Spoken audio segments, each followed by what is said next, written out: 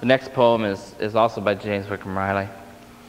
And somehow when I thought this morning about Brother Pumphrey, Sister Pumphrey being here, it helped me to maybe make it here. Because I thought, somehow these songs just reminded me of their life and their preciousness to us through these years, many of these poems. This is one of my favorites, and I'm so thankful for what you shared this morning. It really helped me because I never thought of it just quite the way you'd expressed it. And especially this next one, because it's one of my favorites, and it's hard for me to give it because it talks about things. In fact, some of it's left out. It talks about certain things that we don't particularly believe in that may be the best for the body, but that's okay. But the Lord's in it, can get in it anyway. So this is that old sweetheart of mine.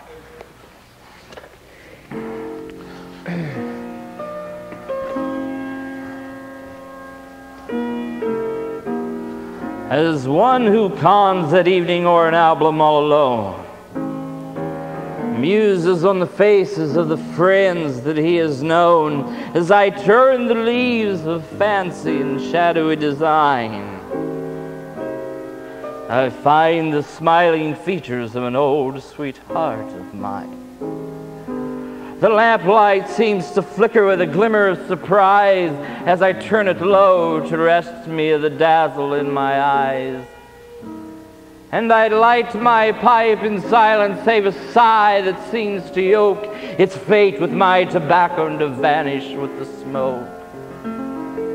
'Tis the fragrant retrospection, for the loving thoughts that start into being are like perfumes from the blossom of the heart. And to dream the old dreams over is a luxury divine, as my truant fancy wanders with that old sweetheart of mine. Though I hear beneath my study, like the fluttering of wings, the voices of my children and their mother as she sings, I feel no twinge of conscience to deny me any theme when cares cast her anchor in the harbor of a dream. A face of lily beauty with a form of very grace floats out of my tobacco like the genie from the vase, and I thrill beneath the glances of a pair of azure eyes as tender as the summer and as glowing as the skies. I can see the pink sunbonnet and the little checkered dress she wore when first I kissed her, and she answered the caress with the written declaration that as surely as the vine grows around the stump, she loves me. Oh, that old sweetheart of mine. Once again I feel the pressure of her slender little hand as we used to talk together of the future that we planned, when I would be a poet with nothing else to do than to set the tender verses that she set music to. And we would live together in a cozy little cot, hid in a nest of roses with a fairy garden spot, where the vine was ever fruited and the weather ever fine, and the birds were ever singing for that old sweetheart of mine. And we would be so happy, and I would be her lover forever and a day. She, my faithful sweetheart, till the golden hair was gray. And we would be so happy that when either's lips were dumb, they would not smile in heaven till the other's kiss had come. But my dream is broken by a step upon the stair. The doors slowly open. My wife is standing there. Yet with eagerness and rapture, all my visions I resign to greet the living presence of that old sweetheart of mine.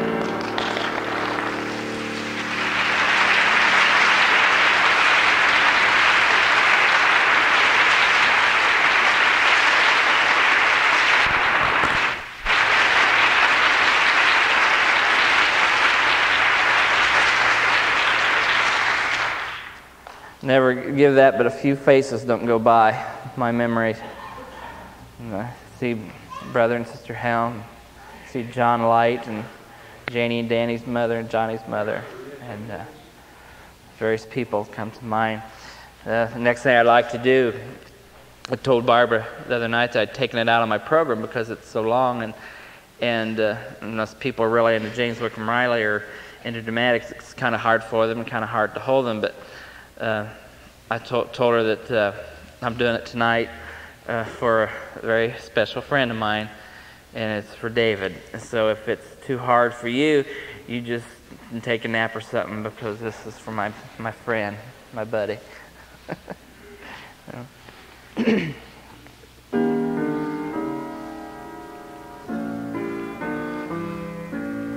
Wasn't it pleasant, old brother mine, in those old days of lost sunshine of youth, when the Saturday's chores were through and the Sunday's wood in the kitchen too? We went visiting, me and you, out to old Aunt Mary's. Me and you in the morning fair, with the dewdrops twinkling everywhere, the scent of cherry blossoms blown after us on the roadway lone, our capering shadows onward thrown, out to old Aunt Mary's. It all comes back so clear today, though I'm as old as you are gray. Out past the barn lot and through the lane, we patter along in the dust again, as light as the tips of the drops of the rain, out to old Aunt Mary's. The last few houses of the town, then on up the High Creek bluffs and down, past the squat toll gate with its well-sweet pole, the bridge and the old baptizing hole, loitering all o'er pool and shoal, out to old Aunt Mary's. We crossed the pasture and through the wood, where the old gray snag of the poplar stood, where their hammering redheads hopped awry and the buzzard raised in the clearing sky and lolled and circled as we went by, out to old Aunt Mary's.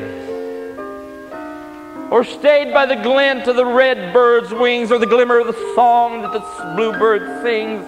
All hushed we feign to strike strange trails, as the big braves do in the Indian tales, till at last our real quest lags and fails, out to old Aunt Mary's. And the woodlands echoes with the yells of myrrh that made old war hoops of minor worth. We're such heroes of war as we, chasing each other from tree to tree with bow and arrow fantasy, out to old Aunt Mary's. And then in the dust of the road again, the teams we met and the countrymen, the long highway with sunshine spread, thick as butter on country bread. Our cares behind and our hearts ahead, out to old Aunt Mary's. For only now at the road's next bend we could make to the right, we could make out the gable end of that fine old Houston homestead, not half a mile from the sacred spot where dwelt our saint in her simple cot, out to old Aunt Mary's. Why, I see her now in the open door, where the little gourds grew up the side and o'er the clapboard roof. And oh, me, wasn't it good for a boy to be? And wasn't it good for a boy to be? Out to old Aunt Mary's. The jelly, the jam, and the marmalade, the cherry and quince preserves she made, the sweet sour smell of peach and pear with cinnamon in them and all things rare. And the more we ate was the more to spare, out to old Aunt Mary. Oh, was there ever so kind a face and gentle as hers, there's such a grace of welcoming as she cut the cake, or the juicy pie she joyed to make, just for the visiting children's sake, out to old Aunt Mary's.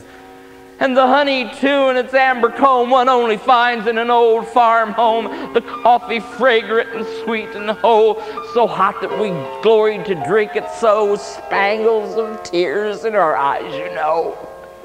Out to old Aunt Mary's. And the romps we took in our glad unrest, was it the lawn we loved the best, with its swooping swing and the locust trees? Or was it the grove with its leafy breeze, or the dim hay mow with its fragrancies? Out to old Aunt Mary's. Far fields, bottom lands, creek beds, all we ranged at will, where the waterfall laughed all day as it slowly poured over the dam by the old mill ford, while the tail race writhed and the mill wheel roared. Out to old Aunt Mary's. Ah, but home with Auntie and near call. That was the best place after all the talks on the back porch, in the low slanting sun and the evening glow, with a voice of counsel that touched us so. Out to old Aunt Mary's. And then in the garden near the side, where the beehives were and the path was wide, the apple house like a fairy cell, with that little square door we knew so well, and the wealth inside but our tongues could tell. Out to old Aunt Mary's. And the old spring house in the cool green gloom of the willow trees, in the cooler room where the swinging shelves and crocks were kept, where the cream and the golden languor slept, while the waters gurgled and laughed and wept. Out to old Aunt Mary's. And as many a time as you and I, barefoot boys in days gone by, knelt in tremulous ecstasies, had dipped our lips into sweets like these on her knees. Out to old Aunt Mary's. For oh, my brother so far away, this is to tell you she waits today to welcome us. Aunt Mary fell asleep this morning, whispering, tell the boys to come, and all is well. Out to old Aunt Mary's.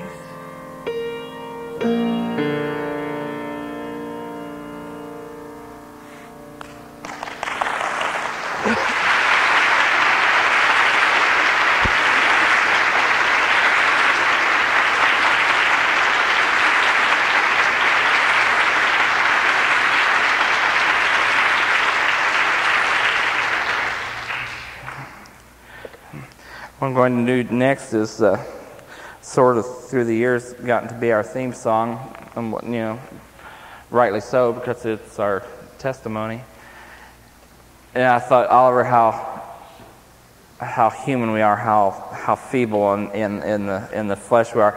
All these years, it has slipped my mind. The first place I ever did it was at Scott Depot. And I remember that morning we had, Brother Helm was here in special meetings, we had a morning service. First time the Lord allowed me to do it.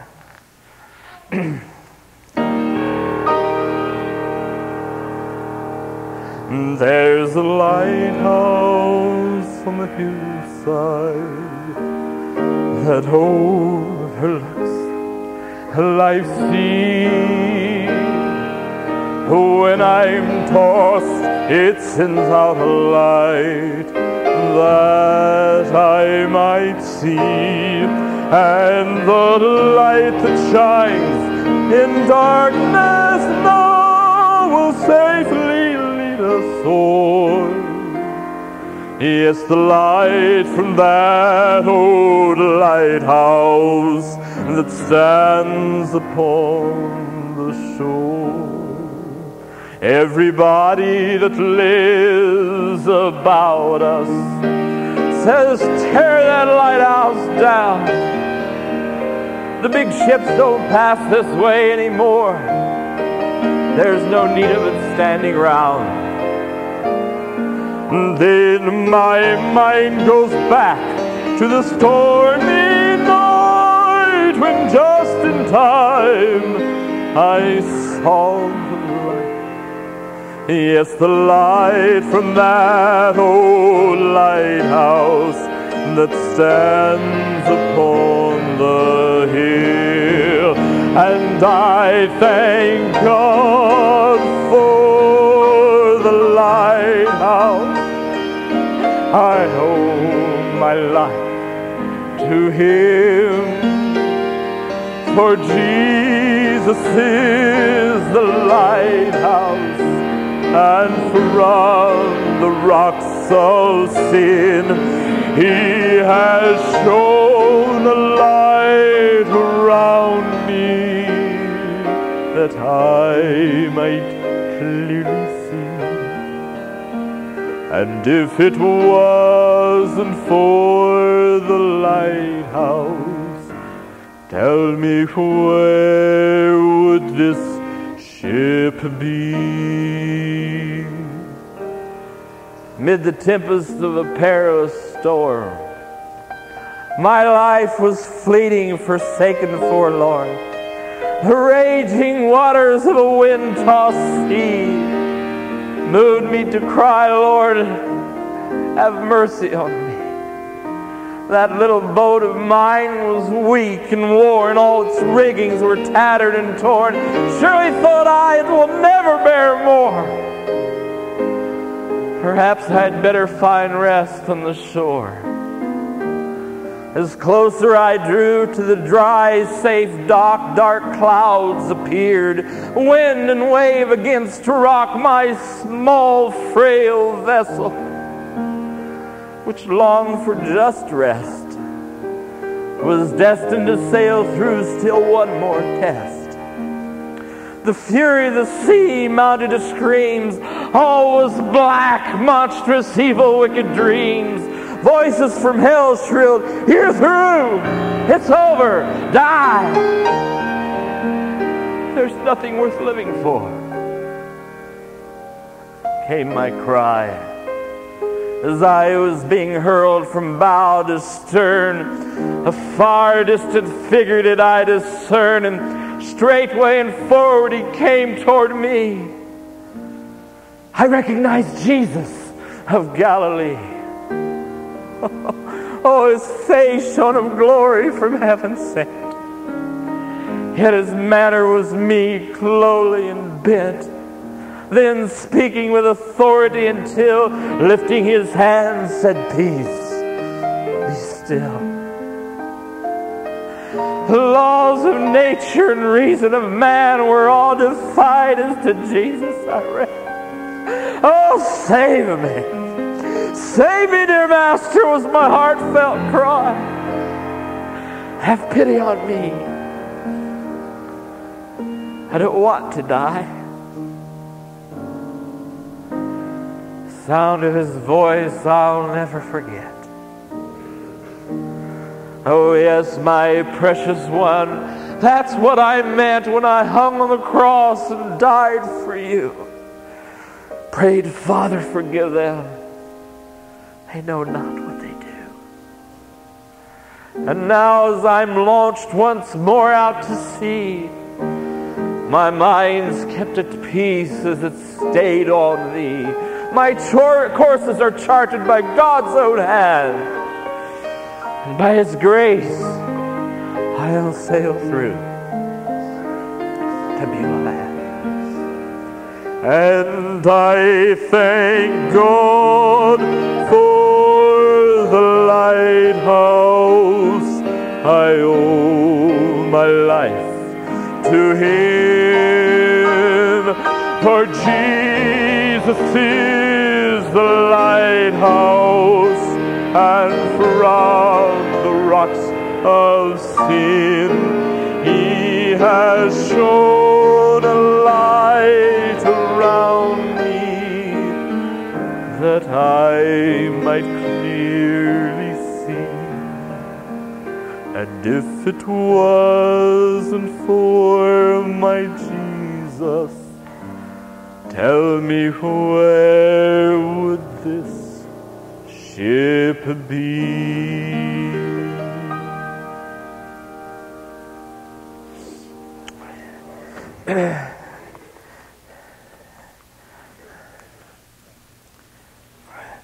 He's shown a light around me that I might clearly see. And Oliver, by God's grace, you've been part of that light. As various people here have, your people, how you love them, they love you. And I value that. Value that friendship. So I called him John. He called me Jim. Nigh 50 years I knowed him, and he knowed me, and he was fair. Honest all that time and square. I'd pass some mornings going down the road or driving into town. We'd look up the same old way. Lift a hand, smile and say, "Hello, John." "Hello, Jim." I guess you don't real often see such kind of friends as him and me. Ain't much to talking big, but kind of friends that stick and stay. Come rich, come poor, come rain, come shine. Whatever he might have was mine, and mine was his, and we both knowed it. When we hollered on the road, "Howdy, John. Howdy, Jim." And when I got froze out one year, he dropped in on me with that queer big smile on his way to town. "Laid $200 down, says no interest, understands your note." And then he took my hand and squeezed it and he drove away. Wasn't nothing more to say except, "So long, John.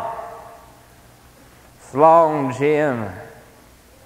And when John's boy come courting Sue, John smiled, well, I smiled some too. As if things is a-coming out, as if we'd fixed them just about. And when Sue smiled and told me, well, I sat and chuckled on the sly. So did John.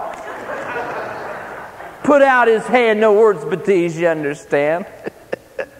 Shake John. Shake Jim. And when Sue's mother died, John come. He sat with me and he was dumb as far as speech might be concerned.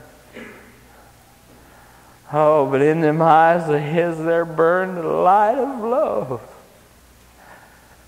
Sympathy. Friendship you don't often see. He took my hand in his that day. Wasn't nothing more to say. Hello, John. Hello, Jim. Somehow the world just ain't the same today. The trees are all aflame with autumn. But there's something gone.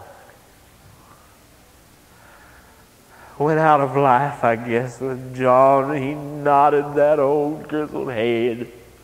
Upon the pillow of his bed, lifted a helping hand. Whispered sometime, understand? Bye, John. Bye, Jim.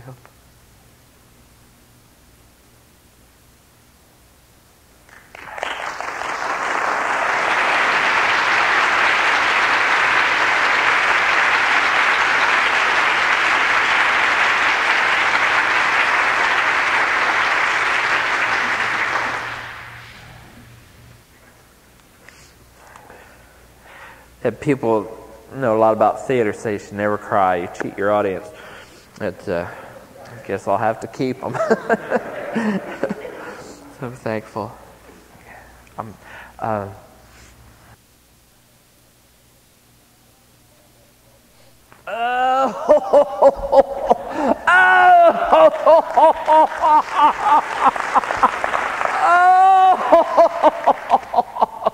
Oh, today, my horse. Dear God. Oh, forgot my line.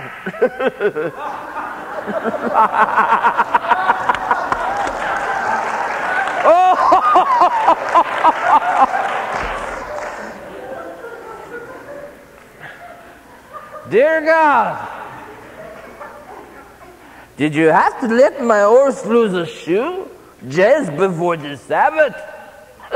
That was not nice. It's enough.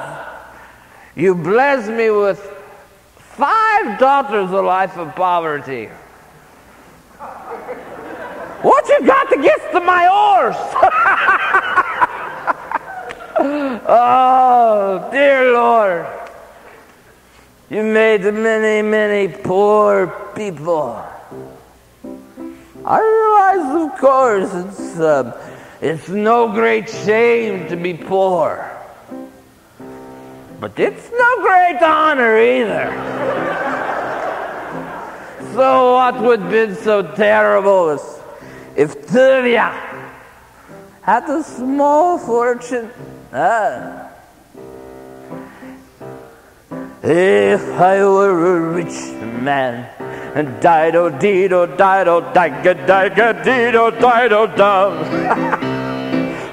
day long I'd biddy-biddy-bum.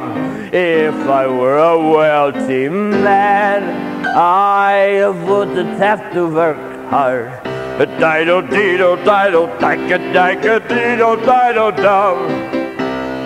If I were a bitty rich, a digga-digga-diddle-diddle man, I'd build a big tall house with the roofs by the desert, right in the middle of the town. A fine tin roof with real wooden floors below.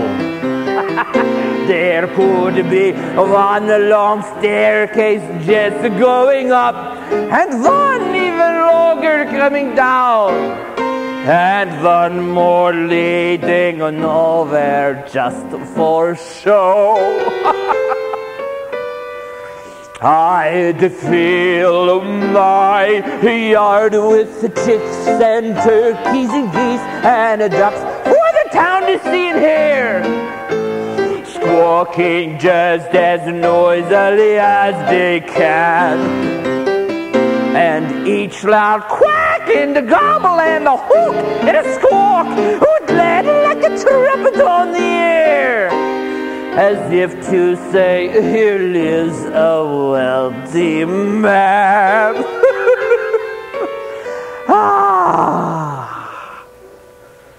If I were a rich man, a diddle-diddle-diddle-diddle-diddle-diddle-dum.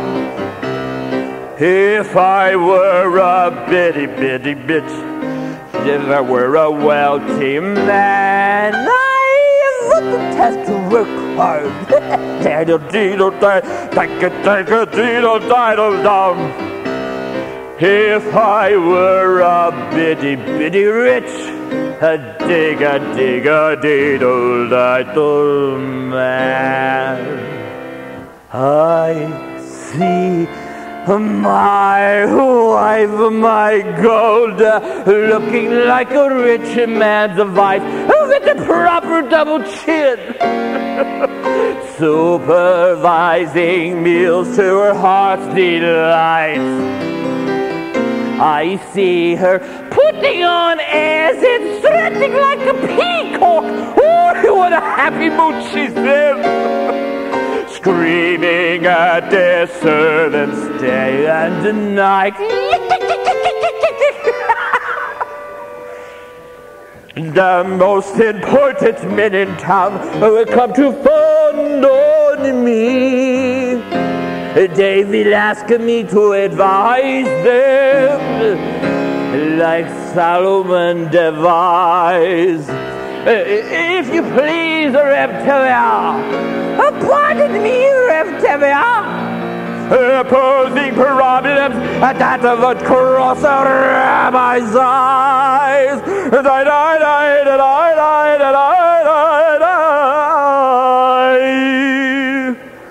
And it won't make one bit of difference if I answer right or wrong. When you're rich, they think you really know.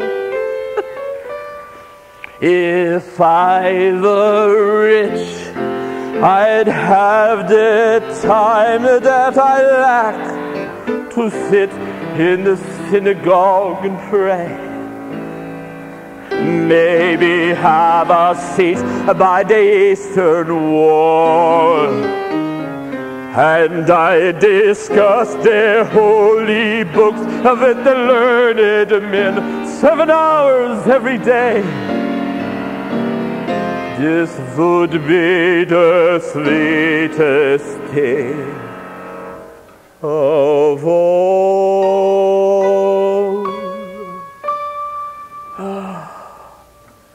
If I were a rich man, diddle-diddle-diddle-diddle-diddle-diddle-diddle-dum.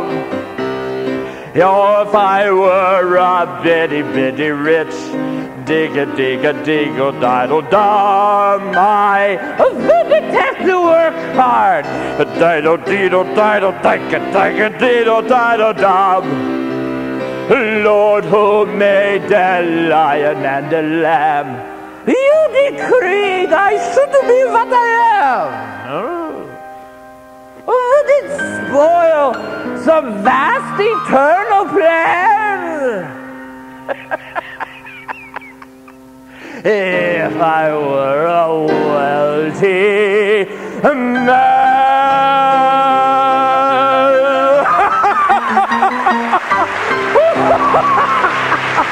Oh, my back is killing me. Oh.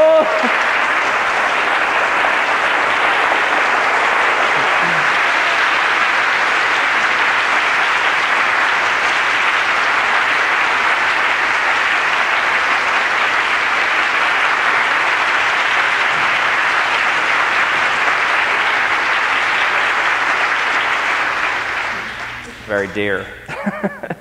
You just have a lot of love. I just want to leave you with this one thing.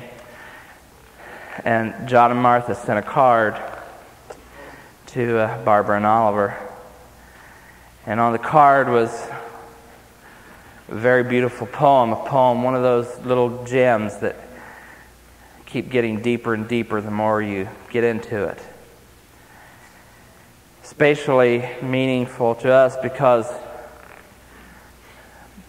having known these two dear ones, as you have for many years, we have seen a display of courage that in our lifetime, in our acquaintance, has been unprecedented. And so in leaving this evening, I want to share that with you, along with your appreciation of them and our love for them and our thankfulness. I think the part, Oliver, that touched me most about the poem is the very last two words, my grateful heart. We're grateful, Oliver and Barbara, for what you mean to us in our lives. If all the music died and music makers ceased, I think you would stand and sing a hymn of hope and peace. If nights of doubt and fears against the light were hurled, I think you'd light a candle and stand against the world. If winds of changing times uprooted trees and sod, I think instead of mocking, I think you'd stand in praise of God. The beauty of your life is like a work of art, inscribed by memory's hand upon my grateful heart. Thank you. We love you.